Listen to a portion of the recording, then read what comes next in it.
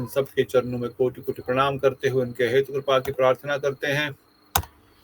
आप सब भक्तगण जिनकी कृपा से, जिनके साथ से इस वैष्णव सभा में हम इन ग्रंथों को अध्ययन करके कृष्ण भक्ति में आगे बढ़ने का, इस भक्ति लता बीज का पोषण करने के लिए, इस भक्ति कथा को माध्यम से इसको खाद और पोषण देने के लिए एकत्रित हुए हैं।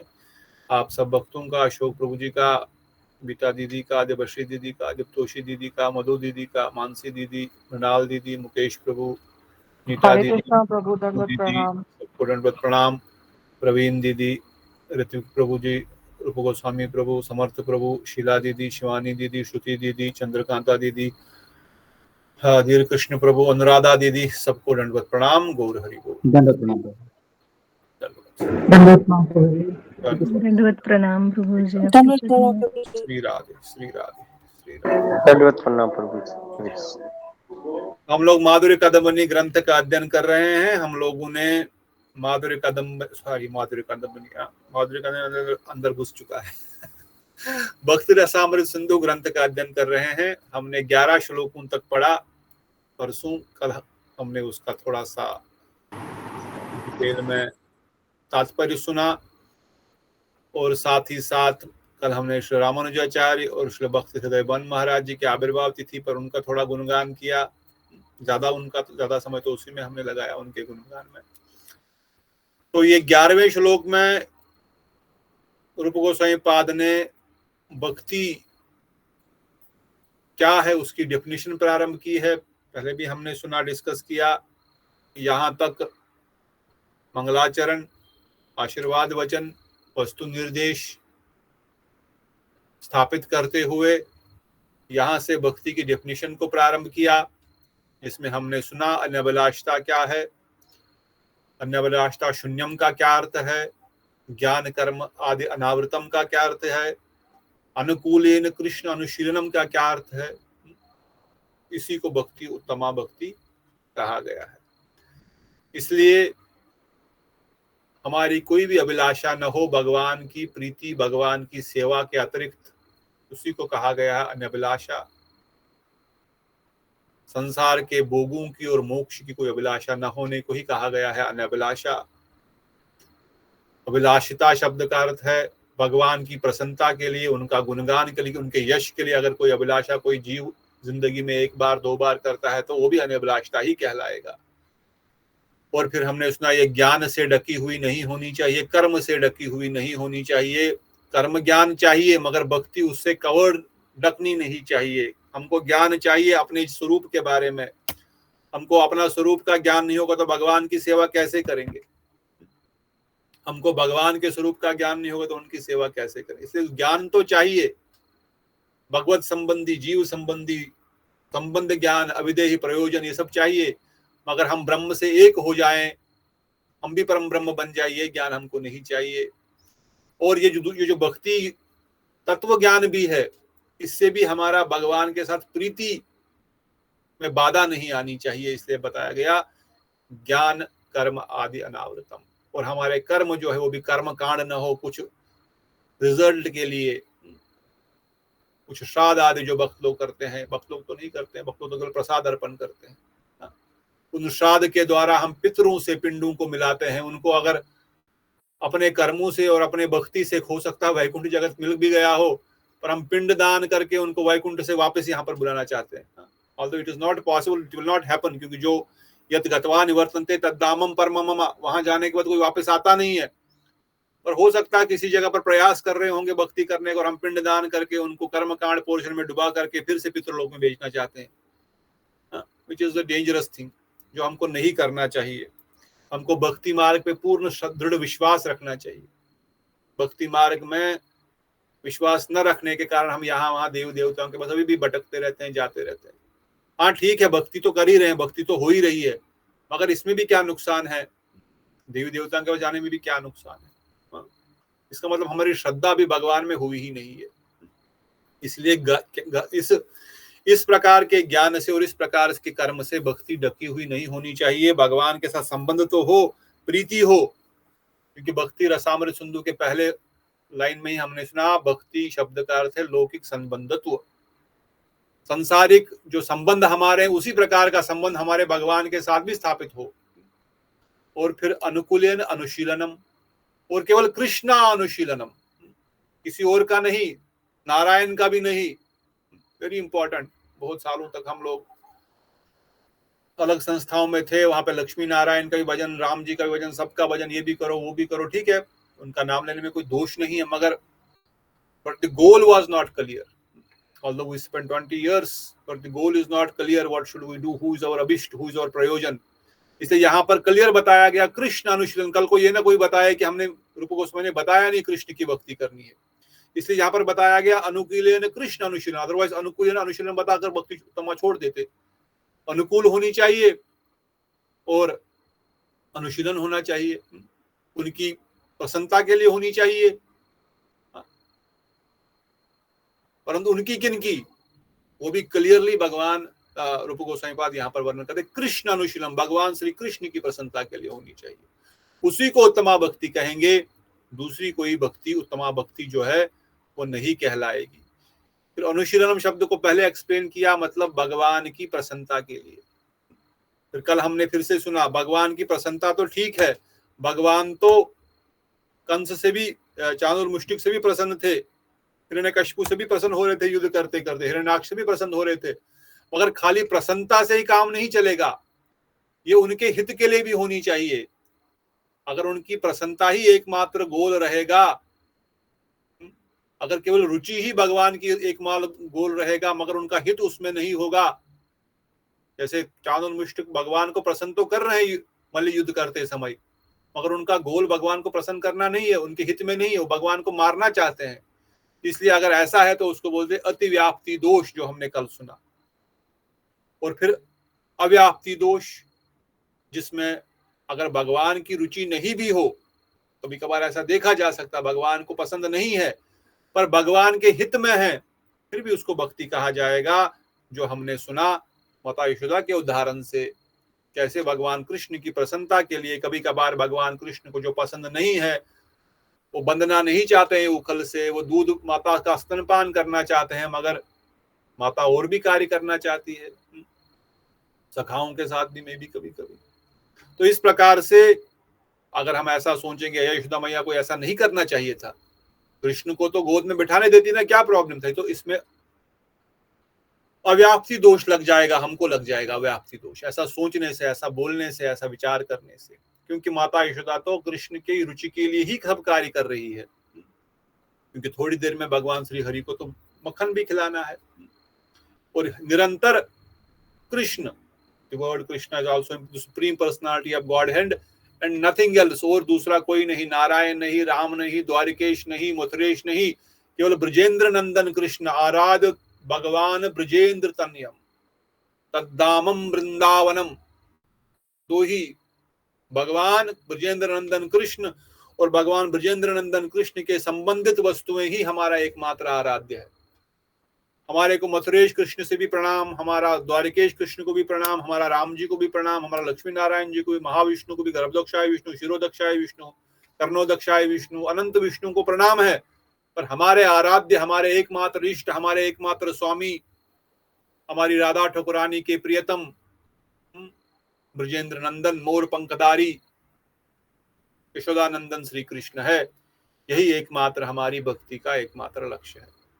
तो ये हमने ऑलरेडी सुना था, फिर से बता दिया एक बार फिर आपको, कल को ये ना बोले कि नहीं हमको नहीं पता डेफिनेशन क्या है। फिर अनुकूलन कृष्ण अनुशीलम की रसपरक व्याख्या करते हुए रूप गोस्वामी पाद लिखते हैं, ये रस ग्रंथ है भाई, भक्ति रसामृत का सिंधु है।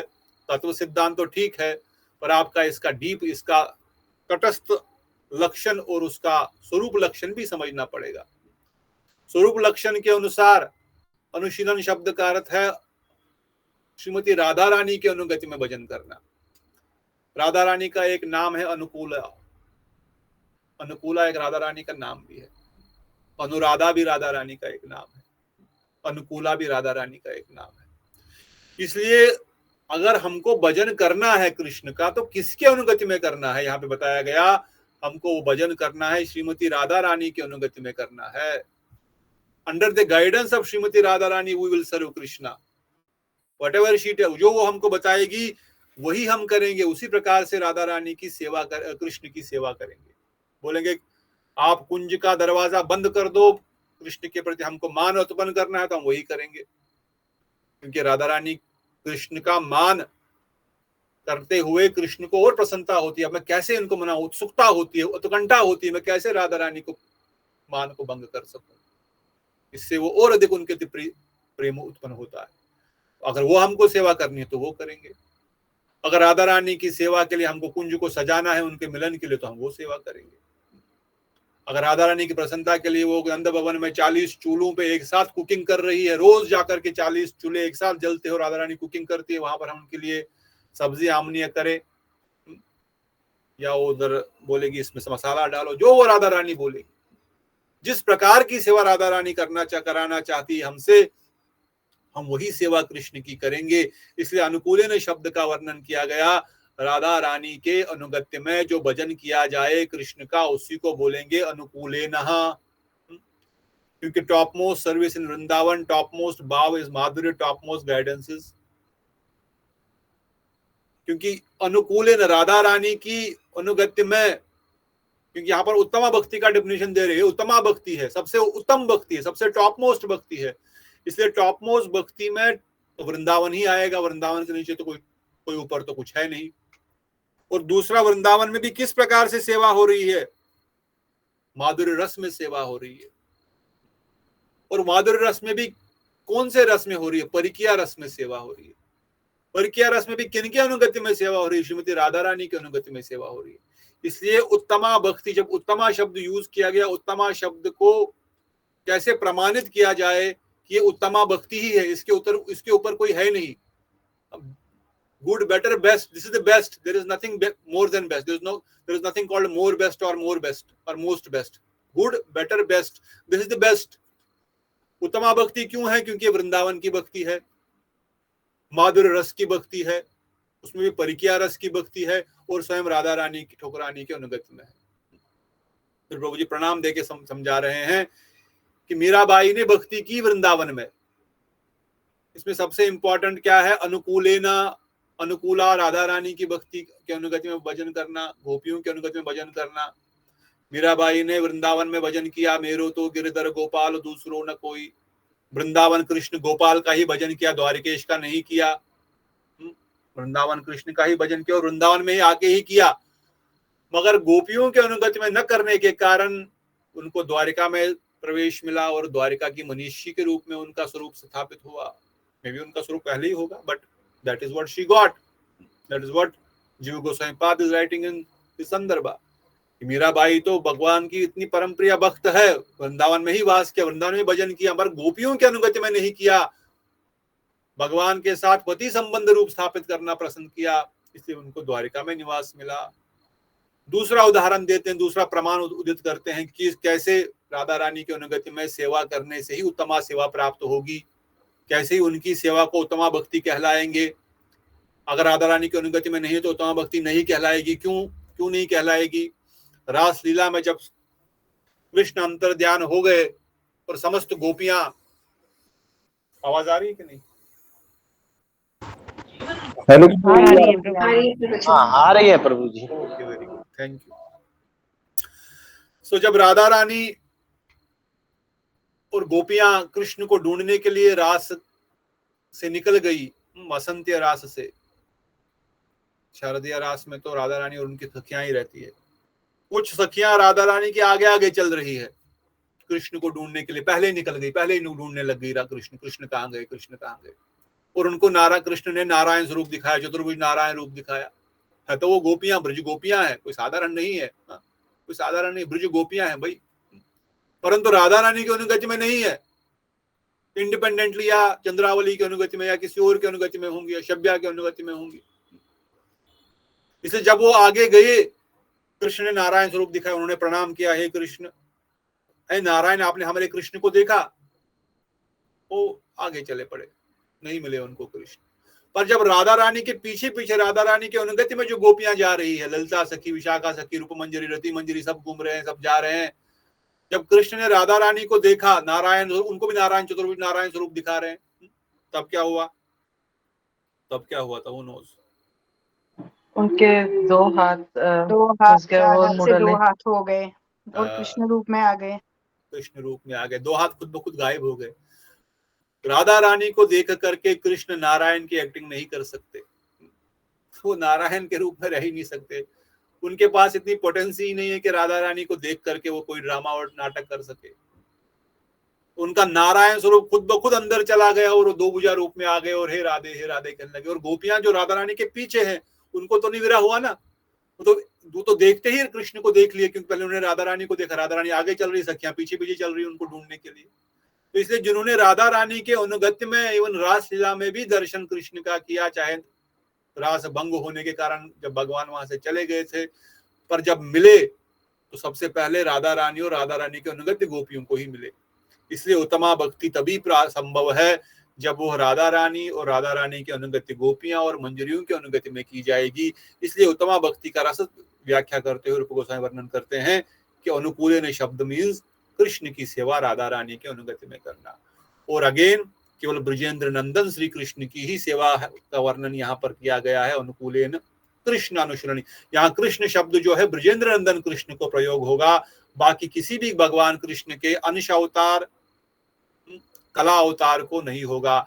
इसलिए जब कृष्ण शब्द प्रयोग किया गया उत्तमा भक्ति के संदर्भ में, इसलिए उत्तमा बताया गया, कृष्ण शब्द को भी इसलिए उत्तम बताया गया, या ब्रजेंद्र नंदन कृष्ण को ही इसलिए उत्तमा भक्ति का जो मूल बताया गया। क्यों?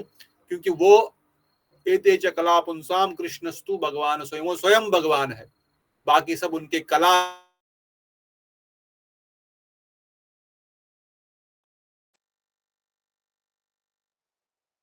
प्रभु जी आवाज चली गई।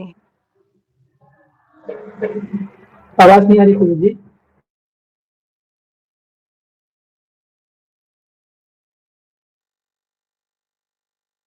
प्रभु जी आवाज चली गई। शायद इंटरनेट डिस्कनेक्ट हो गया है दीदी।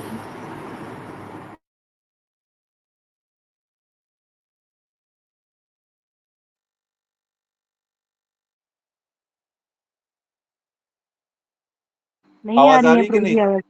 अब आ रही है, अब आ रही है। अभी आ रही है प्रभु जी। आवाज चली गई थी क्या? हाँ जी प्रभु जी। कहाँ पर चली गई आवाज? क्या हो रहा है? क्या सुना आपने last? What was the last line you heard? प्रभु जी आप बता रहे थे कि ब्रजेंद्र नंदन कृष्ण है, वो नारायण नरसिम्हा या वामन रूप नहीं है यहाँ पर, जो उत्तमा भक्ति को रिप्रेजेंट कर रहे हैं। Very good, thank you. तो ultimately the objective here is, जो समझने की बात यहाँ पर है कि उत्तमा भक्ति में भी ब्रजेंद्र नंदन श्री कृष्ण ही सर्वोत्तम है और उनकी सेवा भी सर्वोत्तम रूप से, उत्तम रूप से केवल और केवल राधा रानी के अनुगत्य में हो सकती है। इसलिए जब रूप गोस्वामी वर्णन करते हैं, उत्तमा भक्ति की डेफिनेशन देते हैं या भक्ति की डेफिनेशन देते हैं, भक्ति शब्द से उत्तमा भक्ति होती है, तो उसमें हमको यही समझना पड़ेगा, या ये केवल गौड़ी वैष्णवों का ही एकमात्र धन है या एकमात्र एक्सेस है या एकमात्र क्वालिफिकेशन है, या केवल हम ही इस चीज को इस लेवल पे समझ सकते हैं, दूसरा कोई समझ ही नहीं सकता। अगर रूप गोस्वामी के इस ग्रंथ को हम नहीं पढ़ेंगे तो can you imagine somebody can understand definition of bhakti like this? Is it even possible for anyone to understand कि अनुकूला शब्द राधा रानी का नाम है और अनुकूलिनी शब्द मतलब राधा रानी की अनुगति में करना पड़ेगा। मे भी बहुत अधिक भक्ति में आगे बढ़े होंगे तो बोलेंगे हाँ भगवान की प्रसन्नता के लिए ही करो, उनका हितकर ही करो, रुचिकर ही करो, वो भी ठीक है, परंतु राधा रानी की अनुगति में ही करना है और राधा रानी की अनुगति में ही वो भक्ति उत्तमा भक्ति कहलाती है। ये समझना साधारण जीव के लिए बड़ा कठिन है। Is it clear? Any questions on this? Because we will move to otherwise next shlokas. वे आगे दूसरा टॉपिक शुरू होगा। दूसरा मतलब this shloka definition will finish here. हमने यहाँ से फिर अलग नेक्स्ट पॉइंट्स को समझना पड़ेगा। इसमें कोई अगर डाउट है तो पूछ लीजिए, नहीं तो मैं आगे बढ़ जाते हैं। Clear? Yes no maybe कुछ तो बोलना पड़ेगा ना, तभी तो मैं समझूंगा। यस प्रभु जी। हाँ जी प्रभु जी। वेरी गुड, ऐसी हो ना बात। Okay, let me now again share the screen. एक बार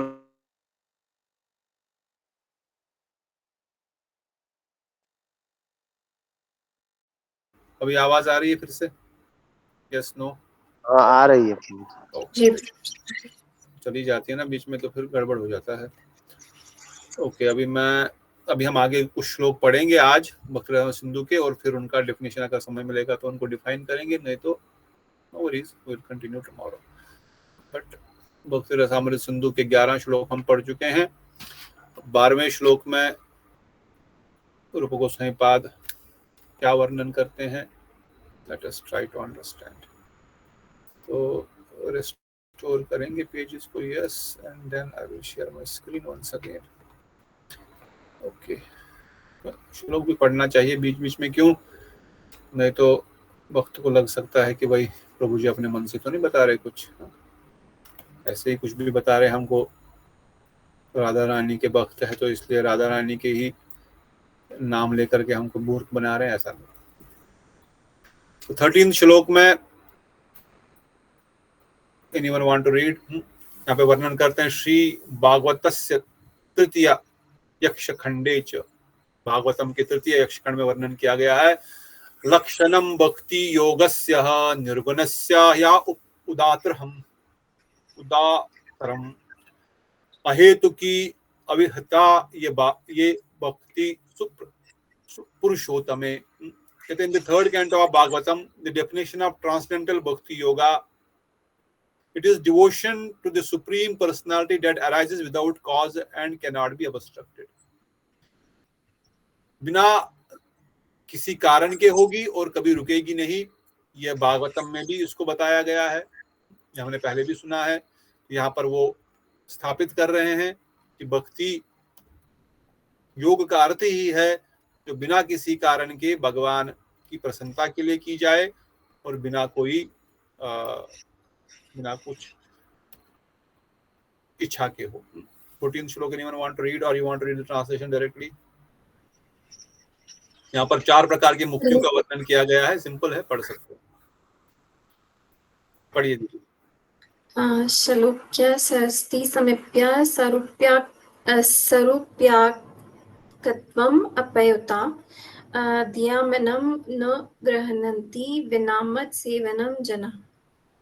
To live on my planet, to possess equal opulence as I, to have a place in my entourage, to possess the same form as I, or to achieve oneness with me, if such things are devoid of my service, devotees will not accept them. तो यहाँ पर 4 प्रकार की मुक्तियों का वर्णन करते हैं रूप गोस्वामी पाद। ये 4 प्रकार की मुक्तियां होती है, कौन कौन सी? To live in my planet, जिसको बोलते हैं सालोक्य। सा मतलब उन्हीं के लोक में रहना या उन्हीं के जैसा लोक प्राप्त करना। सारिष्टि, उनके जैसी सृष्टि प्राप्त करना। सामीप्य, भगवान के समीप रहना या सारूप्य, भगवान के जैसा स्वरूप प्राप्त करना। तो कहते हैं अगर मेरे भक्त जो है वो इन 4 मुक्तियों को भी स्वीकार नहीं करेंगे अगर इसमें मेरी सेवा नहीं होगी। ऐसा नहीं कि भक्त इन मुक्तियों को नहीं लेंगे, वो इन मुक्तियों को नहीं लेंगे जब तक इनमें मेरी सेवा नहीं होगी। चाहे वो मेरे धाम में रहना हो या मेरे जैसे ही उनको ऐश्वर्य भोग मिले, वो तो ऑटोमेटिक मिल ही जाते हैं। अगर कोई नारायण वैकुंठ जगत में चला जाए, उनके भी चतुर्भुज नारायण स्वरूप मिल जाता है। जो नारायण के पास ओपुलेंसेस है, जो उनके पास ऐश्वर्य है, वो उन सबको मिल जाता है। जो भी वैकुंठ जाएगा उसके 4 भुजा आ जाती है। वो नारायण के जैसे ही तेजस्वी हो जाता है, वो नारायण के जैसे सारे गुण नारायण जैसे उनके अंदर आ जाते हैं। फिर भी वो नारायण नहीं बन सकता। He is just equal to Narayan, maybe 99% Narayan, but not 100%, क्योंकि वो है ना जीव तत्व। अगर वो मेरे जैसे समस्त उनको ऐश्वर्य भी मिल जाता है, तो है प्लेस इन माय एंटरेज, उनको मेरे धाम में निवास मिल जाता है, मेरे समीप निवास मिल जाता है, और इवन मेरे जैसा स्वरूप भी उनको प्राप्त हो जाता है, नारायण जैसा स्वरूप भी प्राप्त हो जाता है। अगर उसमें मेरी सेवा नहीं है, अगर मेरी सेवा नहीं हो पा रही है, तो मेरे भक्त उसको स्वीकार नहीं करते। इसलिए कहा गया सालों के सामीप्य सारिष्ट या सालों के भक्त इन मुक्तियों को भी नहीं मांगते हैं भगवान से। क्यों नहीं मांगते हैं? वो केवल मांगते हैं हमको आप अपनी सेवा दीजिए। वो सेवा कहाँ पर देनी है, कैसे देनी है, आप सोचिए, पर हम आपकी सेवा करना चाहते हैं जिसमें आप प्रसन्न हो। हम केवल आपकी प्रसन्नता चाहते हैं। नेक्स्ट श्लोक। सा एव बोलिए बोलिए श्रीमती। सा एव भक्ति जागख्याम् अत्यन्तिका उदाहृता येनात्विराज्य राज्य त्रिगुणमद भव जो उपाध्यते। Certainly that bhakti yoga is the final goal, for by it one crosses far beyond the three modes of material nature and attains my nature. ये सिंपल है, भक्ति योगा ही सर्वोत्तम लक्ष्य है। इससे हम संसार के त्रिगुणों से पार करके भगवान के स्वरूप को प्राप्त करते हैं।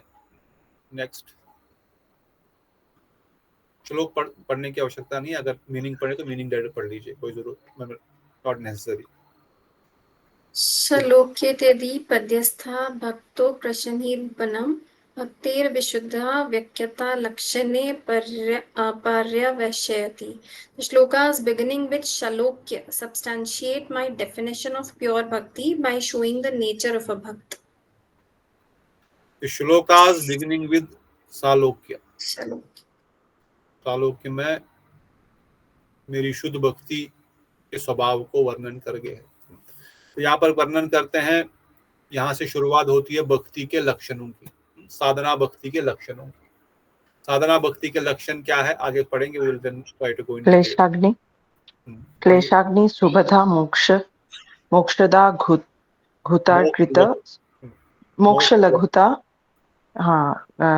कृत सुदुर्लभा साद्रानंद विशेषात्मा श्री कृष्णाकर्षणी च। Uttama bhakti removes suffering, bestows auspiciousness, makes light of liberation, is very rare, is composed of condensed bliss and attracts Krishna, Sri Krishna. यहाँ पर वर्णन किया गया है शुद्ध भक्ति के लक्षण क्या है। जो लक्षण साधना भक्ति के थे, भाव भक्ति और प्रेम भक्ति के हैं, वो 6 के 6 लक्षणों को एक श्लोक में उदित करते हैं। हो सके तो याद करने का प्रयास करें। अब ये तो सिंपल है, क्लेश अग्नि शुभदा मोक्ष लघुता कृता सुदुर्लभा। ये 4 चीजें हम जानते हैं। माधुरी कादम्बरी में बोलेंगे भाई मुझे कितनी सेवा करनी पड़ेगी।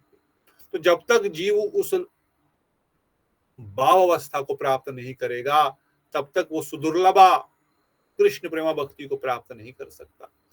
और इतना ही नहीं, सानंदनंदा, साधारण नंदा मतलब क्या, जो आनंद है, आनंद भी कोई साधारण नहीं, संसार के जड़ सुखों का भोगों का आनंद नहीं, छोटा मोटा आनंद है वो। स्वर्ग का आनंद भी नहीं, वो भी बहुत तुच्छ है। तुच्छ मतलब सच में तुच्छ है। स्वर्ग के परे मुक्ति लोक का भी आनंद उसने लोगों कर दिया, छोटा कर दिया। मुक्ति में बहुत आनंद है, कैनॉट इवन इमेजिन। हम तो बोलते हैं छोटा छोटा, बट ये बहुत, स्वर्ग में ही इतना आनंद है कि हम कैनॉट इमेजिन। संसार में अगर थोड़ा बहुत धन संपदा मिल जाए, पुत्र परिवार, सुंदर स्त्री सुंदर पुरुष, गाड़ी बंगला मिल जाए तो हम उसी में पागल हो जाएंगे। स्वर्ग को तो दूर छोड़ ही दो, उसी में आदमी पागल हो जाएगा, वह कुछ नहीं चाहिए और मदमत हो जाएगा। परंतु उसको अगर स्वर्ग का आनंद दिया जाए तो वो कैसा हो जाए। फिर स्वर्ग से ऊपर ब्रह्मलोक का आनंद मिले उसको, तो you can not imagine even. और ब्रह्मलोक से परे मुक्ति का आनंद उसको अगर मिल जाए, हम तो बोल भी नहीं सकते। कई बार हम डिस्कस करते हैं ना, अगर एक देवता यहाँ पर खड़ा ही हो जाए तो उसकी खुशबू से ही हम बेहोश हो जाएंगे। उसके दर्शन मात्र से इतना हृदय में आनंद उत्पन्न होगा कि हम अपने शरीर धारण भी नहीं कर पाएगा उस चीज को। हमारा शरीर दुख भी कुछ लिमिट तक धारण कर सकता है, सुख भी कुछ लिमिट तक धारण कर सकता है। बहुत अधिक दुख हो गया तो हम अनकॉन्शियस होकर गिर जाते हैं, होश खो बैठते हैं। और बहुत सुख भी हो गया, सुख की ऐसी अनुभूति शायद ही किसी को हो कि इतना सुख हो गया कि वो अनकॉन्शियस हो गया। ऐसा सुख हमको मिला ही नहीं आज तक संसार में। अगर किसी को मिला भी हो, पर वो सुख क्या है, कुछ भी नहीं। देवता के दर्शन मात्र से या किसी अप्सरा के दर्शन मात्र से या उसको सुगंध से, उसके शरीर के मकरंद से आदमी की ऐसी हालत हो जाएगी। तो ये शरीर क्या सुख की अनुभूति कर सकता है, हमारी क्या अंडरस्टैंडिंग है, हम क्या अनुभव कर सकते हैं सुख का। हम तो बस शब्दों में बता सकते हैं। जैसे प्रभु जी बता रहे थे ना, रसगुल्ला रसगुल्ला बोलने से क्या होगा। एक नीम का कीड़ा जिसने कभी रस चखा ही नहीं, उसको क्या बोलेंगे मीठा क्या होता है। उसको कितना समझाओगे, अरे रसगुल्ला बहुत मीठा होता है, कितना मीठा, नीम से मीठा होता है क्या। अरे नीम कड़वा होता है बेटा, तो रसगुल्ला कैसे होता है, वो मीठा होता है। अच्छा मतलब मैं जो नीम खाता हूँ इसके जैसा ही होता होगा। अरे नहीं, वो अलग वस्तु है। तो कैसी है वो? उसमें शुगर होता है। वो शुगर पता है? नीम के कीड़े को पूछेंगे, बोलेंगे नहीं। गुड़ पता है? नहीं। क्या पता है? मुझे नीम पता है बस। मैं वो नीम खाता हूँ ना दिन भर, मैं तो नीम के पेड़ पे रहता हूँ, मैं बहुत कड़वा बहुत। तो क्या बताओगे उसको शुगर वस्तु क्या है, उस रसगुल्ला वस्तु क्या है? उसने कभी देखा ही नहीं, जब तक वो चखेगा नहीं उसको। तो हम कितना भी बताए स्वर्ग की क्या आनंद है, मुक्ति में क्या आनंद है, पर हमको अनुभूति नहीं है। पर हम थोड़ा सा कंपेयर कर सकते हैं अपने लॉजिक के द्वारा, अपनी बुद्धि के द्वारा। अगर मुझे संसार में सबसे उत्तम आनंद मिल जाए, सारे संसार का राजा बना दीजिए, मेरी प्रजा भी सुखी है, सब लोग सुखी है, चारों ओर सुखी सुख है, आनंद ही आनंद है, सब लोग सुखी है, और मेरे पास बहुत सारा धन संपदा ऐश्वर्य, जो भी आपकी इच्छा मन में हो, जिसकी जैसी इच्छा होती है। किसी को किसी इंद्रियों को संतुष्ट करने की ज्यादा अभिलाषा होती है, किसी को किसी दूसरे इंद्रिय की अभिलाषा, किसी को पांचों इंद्रियों को संतुष्ट करने की निरंतर अभिलाषा रहती है। समझो ये समस्त इंद्रिया संतुष्ट है पूर्ण रूप से, फिर भी उसको स्वर्ग के आनंद के साथ कंपेयर नहीं किया जा सकता। You can not even compare. फिर भी हम नीम के कीड़े जैसे ही समझे जाएंगे।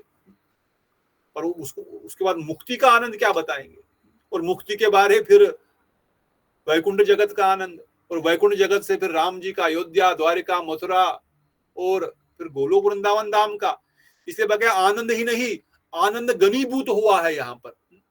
प्रेमा भक्ति की अवस्था में, उत्तमा भक्ति की अवस्था में आनंद भी बहुत घनीभूत हो जाता है। वैकुंठ जगत का भी आनंद हजारों गुना जब घनीभूत हो जाए, तो वही आनंद कृष्ण भक्ति, प्रेमा भक्ति में होता है।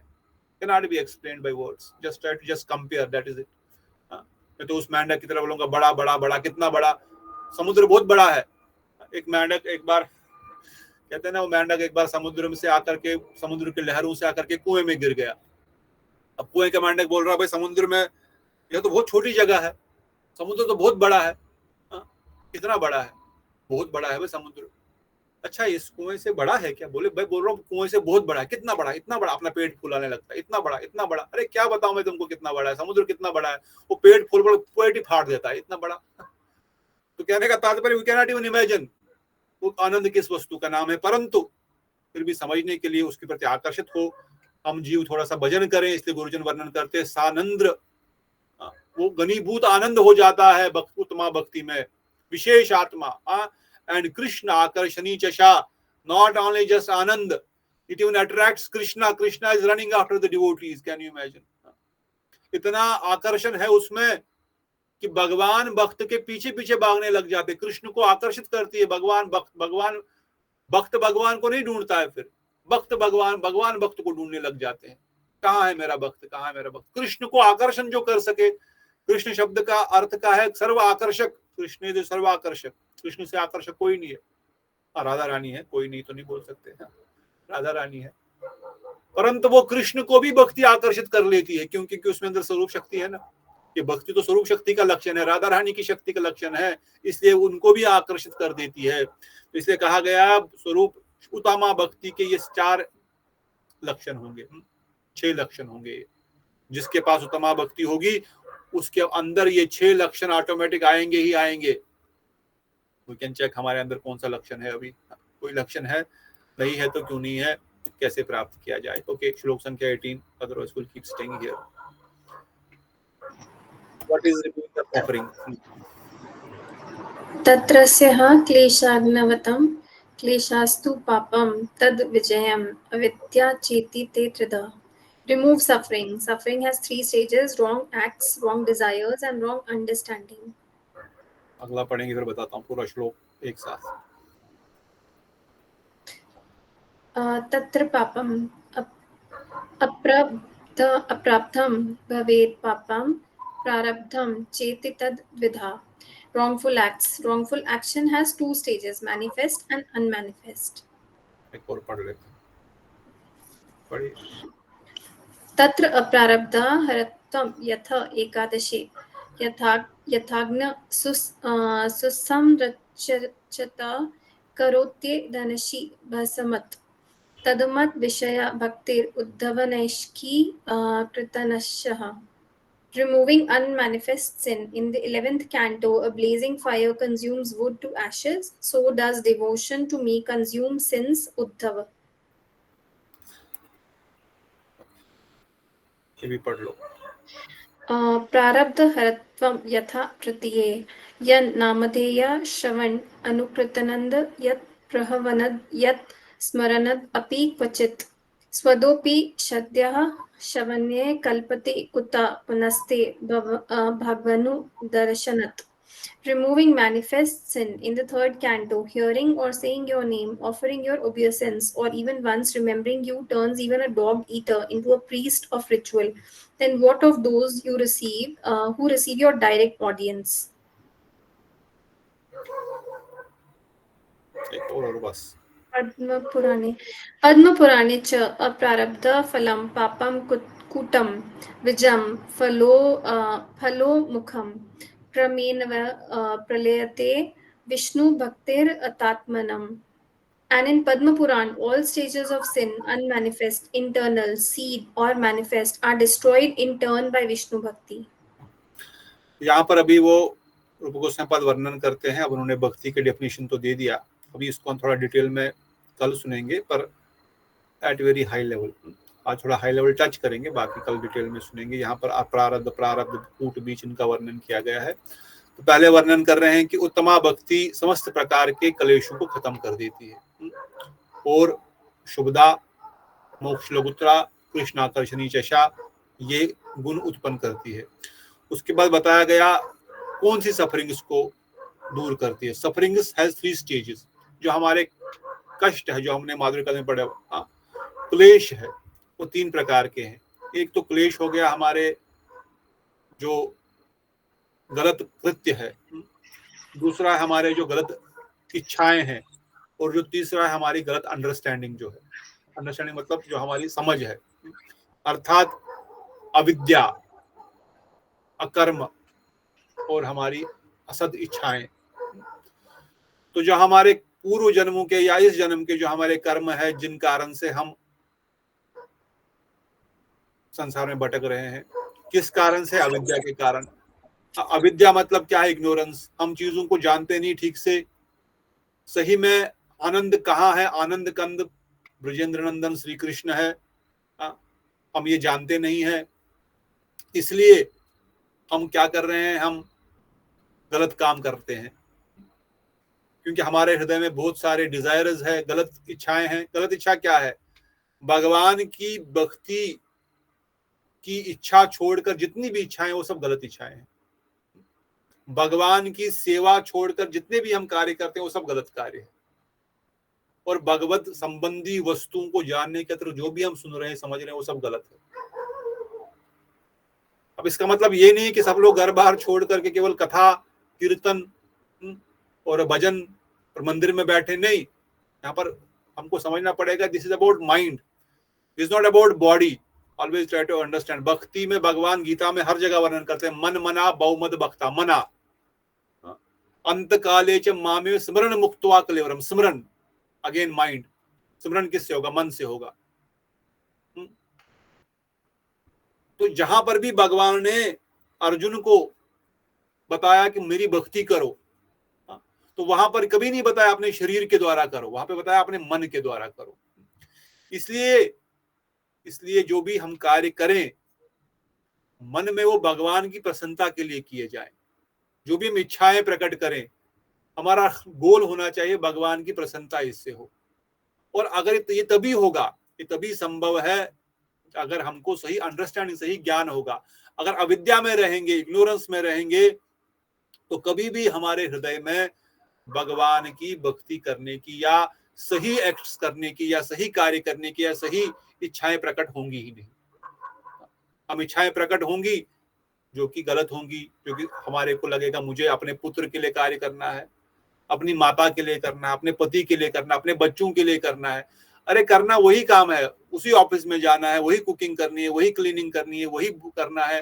परंतु खाली उसका लक्ष्य, उसका गोल भगवान बन जाए, बाद में आप उनको प्रसाद रूप में अर्पण कर दो, ये भगवान ने ग्रहण किया, भाई प्रसाद आप ले लो. भाई इतना करने, ये just changing one mind set कि भगवान के लिए है, आप भगवान के अंश हो, इसलिए आप ये प्रसाद रूप में ग्रहण करो. ये भक्ति बन जाएगी, ये कर्म बंधन से काटता रहेगा.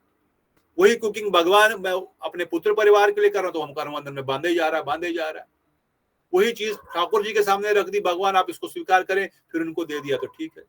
वही नौकरी हम भगवान की सेवा रहे भक्तों के लिए करना, भगवान वैष्णव गुरु वैष्णव की सेवा के लिए कर रहे हैं। मैं ऑफिस जा क्यों रहा, गुरु वैष्णव की सेवा के लिए, भगवान अपने पुत्र परिवार की सेवा के लिए। अरे पुत्र परिवार क्यों, अरे वो भी भगवान के अंश है, सब भगवान के अंश, वो भी भगवान के अंश है, उनकी सेवा उससे हो जाएगी। तो उस माइंड सेट को हमको प्रॉपर करना, इसलिए इसी को बोलते हैं अविद्या से विद्या की ओर जाना। इसलिए बताया गया यहाँ पर, अगर कोई व्यक्ति पर बताया गया रॉन्ग एक्शंस हैज 2 स्टेजेस, जो हम पाप कर्म करते हैं उसके 2 अवस्थाएं हैं, एक तो प्रारब्ध है, एक तो अप्रारब्ध है। पापम, जो पाप है वो 2 स्टेजेस में हमारे प्रकट होता है। माधुरी का डिटेल में सुना है, फिर भी हाई लेवल पे यहाँ पे सुनेंगे। एक प्रारब्ध रूप में है, एक अप्रारब्ध रूप में है। अब अप्रारब्ध रूप में क्या है, अप्रारब्ध रूप में अर्थात अभी तक वो हमको मिला नहीं। समझो मैंने पहले बताया था, समझो हमारे पास 1 करोड़ रुपया है बैंक बैलेंस में, और हमने अभी 10,000 रुपए या 1 लाख रुपए निकाल लिया, उसको यूज कर रहे हैं, इसको बोलते हैं प्रारब्ध कर्म। ये हमने 1 करोड़ में से 1 लाख रुपए इस महीने के खर्चे के लिए निकाला और उसको यूज कर रहे हैं। उसी प्रकार से भगवान ने जब हमको ये मनुष्य शरीर दिया, यहाँ पर भेजा, हमारे बहुत सारे अप्रारब्ध कर्म है। समझो 1 करोड़ हमारे अप्रारब्ध कर्म है। इस मनुष्य शरीर के साथ उन्होंने हमको 1 लाख रुपए का प्रारब्ध कर्म के साथ भेज दिया, भाई जाओ, क्योंकि तुम 1 लाख रुपए ही खर्चा कर सकते हो। तुम्हारे पास पुण्यों और पापों को जो भोगने की जो ताकत है इस मनुष्य शरीर में, वो केवल 1 लाख रुपए की है। बाकी कब मिलेंगे, बाकी मिलेंगे भाई, जरूर मिलेंगे। अगले कुत्ते का शरीर होगा, बिल्ली का शरीर होगा, कीड़े का शरीर होगा। अच्छा, मैंने कोई ऐसा कर्म कर लिया है जिस कारण से, जीव ने ऐसा कर्म कर लिया जिस कारण से वो जो है मल खाना पड़ेगा, उसको स्टूल खाना पड़ेगा। पर क्या मनुष्य शरीर में कोई स्टूल खा सकता? खा ही नहीं सकता। तो कैसे देगा वो कर्म उसको इस मनुष्य शरीर में? वो ही जरूर रहेगा। तो कब मिलेगा? फिर एक स्टूल वर्म का जब जन्म मिलेगा, या कुत्ते का जन्म लेगा, या सुअर का जन्म देगा, फिर खा ले बेटा। कर्म तो भोगना पड़ेगा, तुमने कर्म ऐसा किया जिस कारण तुमको ये भोगना पड़ेगा। इसलिए कहा गया है प्रारब्ध कर्म वो कर्म है जो कर्म आप इस मनुष्य शरीर में लेके आए हैं। इसे जब कई बार बोलते हैं ना, लोग कुंडली लेके जाता है किसी के पास।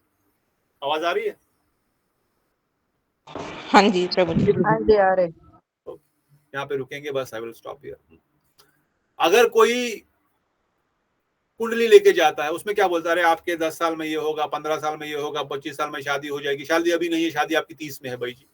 अरे कैसे भाई, तुमने कैसे, तुम तो भगवान, तुमने कैसे पता लग गया 30 में ही शादी होने वाली?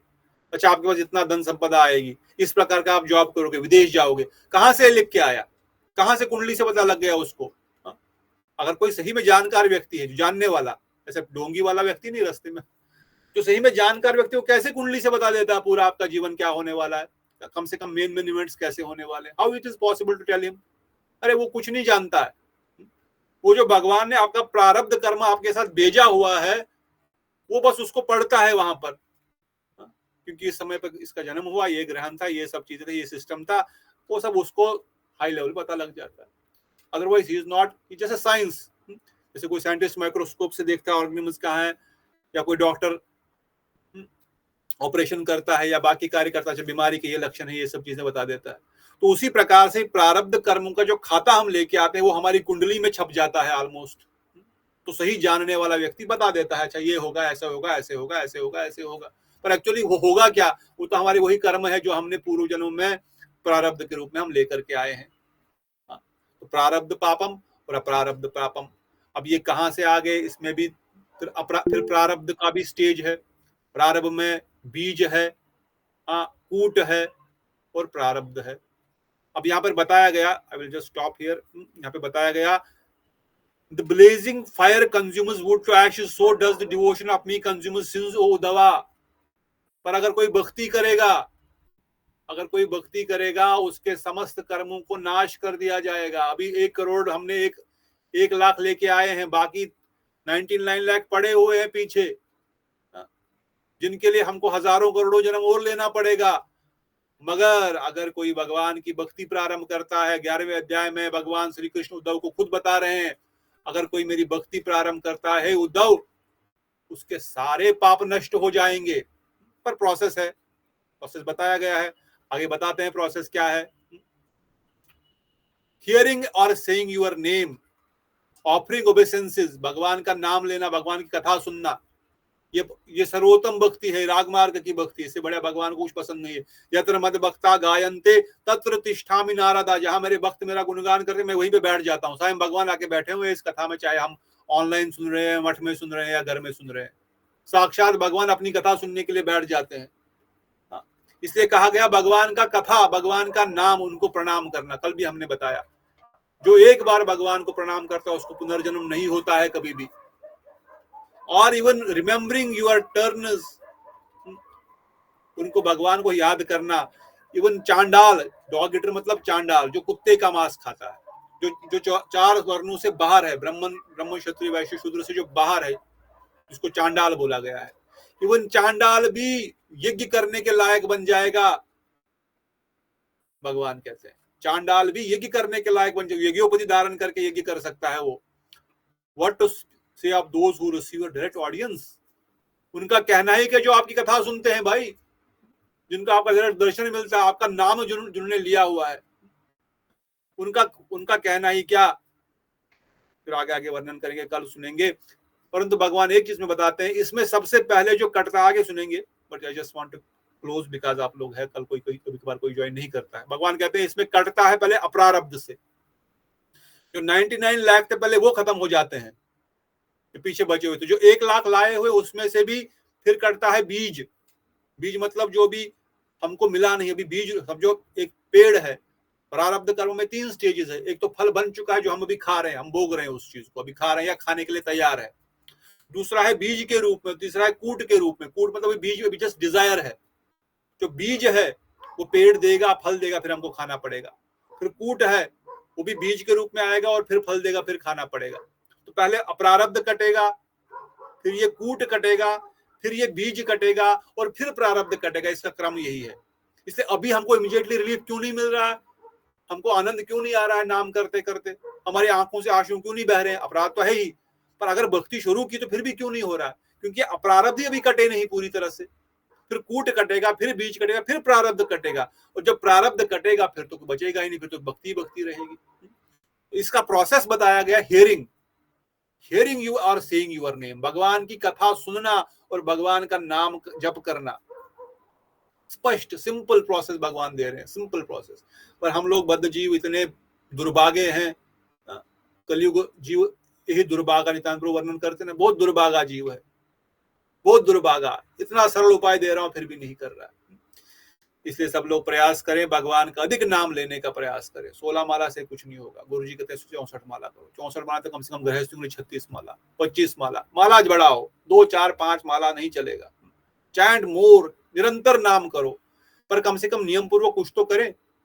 रोज कथा सुननी, आज छुट्टी नहीं है, कल मीटिंग है, ये नहीं चलेगा। नहीं, यहाँ पर ही जरूरी नहीं, मेरी कथा में नहीं बोल रहा हूं मैं, पर कथा रोज सुननी ही सुननी है। गुरुदेव से सुने, प्रभु जी से सुने, महाराज जी से सुने, किसी पर कथा सुननी सुननी। साधन भजन में थोड़ा सा आगे बढ़े। मंगलारती बहुत लोग अभी मिस हो रहे हैं। was observing just to remind.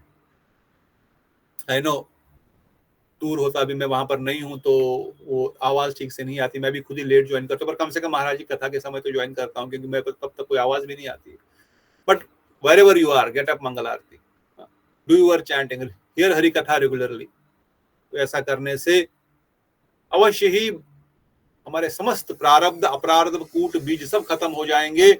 और चांडाल व्यक्ति भी अगर भगवान का भक्त बन सकता है, तो जो निरंतर भगवान का नाम करता है वो क्यों नहीं बनेगा? तो आगे आगे हम सुनेंगे रूप गोस्वामी पाद क्या वर्णन करते हैं भक्ति करने से और क्या क्या होने वाला। अभी साधना भक्ति की प्रारंभ हो रही है यहाँ पर। अभी तो प्रेम भक्ति, भाव भक्ति आगे आगे आएगी। तो कोई प्रश्न आज की कथा में किसी का, या कोई पॉइंट? प्रभु जी, यहाँ पे उद्धव जी का वर्णन क्यों आया था इस श्लोक में स्पेसिफिकली? यहाँ पर रूप गोस्वामी पाद अलग अलग ग्रंथों से प्रकाशित कर रहे हैं कि उत्तमा भक्ति क्या वस्तु है। तो यहाँ पर उन्होंने श्रीमद् भागवतम के 11वें सिकंद से उद्धव संवाद की जो श्लोक है उसको उद्धृत करते हुए रूप गोस्वामी पाद वो एग्जाम्पल बता रहे हैं कि भगवान ने खुद ये शब्द उद्धव जी को बताया। आगे आगे वो अलग अलग स्थानों पे अलग अलग एग्जाम्पल देंगे, मैत्री ऋषि का देंगे या युधिष्ठिर महाराज का देंगे। तो जहां जहां जो रेलेवेंट होगा उस, क्योंकि देखो आपने ऊपर भी देखा उत्तम भक्ति की डेफिनेशन में रूप गोस्वामी पाद ने भागवतम के 2 श्लोकों को बताया। ये नहीं कि मैं बता रहा हूं तो ठीक है, या राय रामानंद संवाद में आप सुनते हैं महाप्रभु बोलते हैं राय रामानंद प्रभु को, आप मुझे बताओ मनुष्य का सर्वोत्तम लक्ष्य क्या है, मगर प्रमाण सहित। प्रमाण देने पड़ेगा शास्त्रों से, कहां से, भागवतम से, किसी पुराण से, किसी वेद से। तो उसी प्रकार रूप गोस्वामी पाद भी जो चीज हमको समझा रहे हैं वो प्रमाण के द्वारा समझा रहे हैं कि भाई मैं नहीं बता रहा हूं ये। Although Rupa Goswami Pada has full authority to tell anything, वो तो रूप मंजरी है, पर फिर भी हम जीव कल को क्वेश्चन न करें, इसलिए वो शास्त्रों के द्वारा, प्रमाणित ग्रंथों के द्वारा उसको उदित करते हुए बता रहे हैं कि उद्धव जी को भगवान श्री कृष्ण ने कहा, कपिल देव ने माता देवहूति को कहा। तो इन सब अलग अलग ग्रंथों के द्वारा जो श्लोक या जो एग्जाम्पल, ये जो प्रमाण दिए गए हैं, उनको रूप गोस्वामी पाद हमारे सामने प्रकट कर रहे हैं। Reference to show that this is a proof from the Shastra, not only what I am saying. Tomorrow we should not say why, who is Rupa Goswami. Some people will say I don't know Rupa Goswami, वो तो आपके गौड़िया वैष्णवों के है, वो तो महाप्रभु के follower है। We believe only in Bhagavatam, Vedvyas ने जो लिखा है। Okay, then he is saying see Vedvyas has told this. See this पुराण, शिव पुराण, पद्म पुराण में ये बताया गया है, वराह पुराण में ये बताया गया है। People believe in Puran, Veda, Bhagavatam. They don't believe only in our Guru Parampara. If I say Prabhupada said, who is Prabhupada? I don't know. Maybe outsider. I'm not saying devotees. But when I say Bhagavatam, Vedavyas Muni said, then they cannot say why, who, how. Because Vedavyas everyone knows is incarnation of Lord himself. ठीक है? और कोई प्रश्न किसी का? हरे कृष्ण प्रभु जी, एक प्रश्न है। जैसे आप तब समझा रहे थे अनुशीलनम का मीनिंग जो समझा रहे थे, तो वहाँ पे अनुशीलनम जैसे आपने समझा प्रभु जी की राधा रानी के अनुगत्य में मतलब उनके ही सेवा के कार्य में हम करते हैं, मतलब वो अनुशीलनम का मीनिंग वो मतलब मैं थोड़ा कंफ्यूज हो गई, तो मुझे वो समझ में आया। ये प्रभु जी मेरा एक और क्वेश्चन है कि मतलब अगर हम जैसे अगर हम कुछ करेंगे तो हम तो गुरुदेव या गुरु रूपा मंजरी के अनुगत्य में करेंगे, या मतलब जो भक्त कोई करेगा भी तो वो गुरुदेव या गुरु रूपा मंजरी के अनुगत्य में करेंगे कृष्ण की सेवा, या राधा रानी के अनुगत्य में करेंगे? वो थोड़ा कंफ्यूजन हो गया। राधा रानी के अनुगत्य में सेवा करने का तात्पर्य है अल्टीमेटली कोई भी डायरेक्टली राधा रानी के अनुगत्य में नहीं करेगा, करेंगे तो रूप मंजरी के अनुगत्य में करेंगे। रूप मंजरी के अनुगत्य में गुरु मंजरी है, वो तभी उनके अनुगत्य में, प्रोसेस तो वही है, परंतु उत्तम भक्ति का डेफिनेशन से जब रूपों से वर्णन करते हैं वो तो खुद रूप मंजरी है ना, वो तो डायरेक्ट राधा रानी के अनुगत्य में कर रहेंगे ना, इसलिए वो अपने एग्जाम्पल के द्वारा समझा रहे हैं कि भाई राधा रानी के अनुगत्य में करेंगे। पर ultimately whether you are serving under Rupa Manjari और you are serving under Radha Rani, so the service Rupa Goswami is not taking anything for Rupa Manjari, is not taking for self, neither Guru Manjari will take for self. They all will serve Srimati Radharani for the pleasure of Krishna. So the goal is to satisfy Krishna through Srimati Radha Thakurani. क्योंकि रूप मंजरी अपनी कोई सेवा थोड़ी कराते हैं अपने गुरु मंजरी से, although Guru Manjari does serve Rupa Manjari also, but they don't want the seva, their goal, इसलिए गुरुदेव हमेशा बोलते थे मुझे आपका हृदय चाहिए, पर किस लिए चाहिए? क्या मैं उसका यूज करूंगा, आपको मेरी सेवा में लगाऊंगा? नहीं, I will clean it and I will give it to Radha Govind for their service. So our Guru Vargas, everyone want us to serve Srimati Radharani and serve Sri Krishna Yugal Kishore.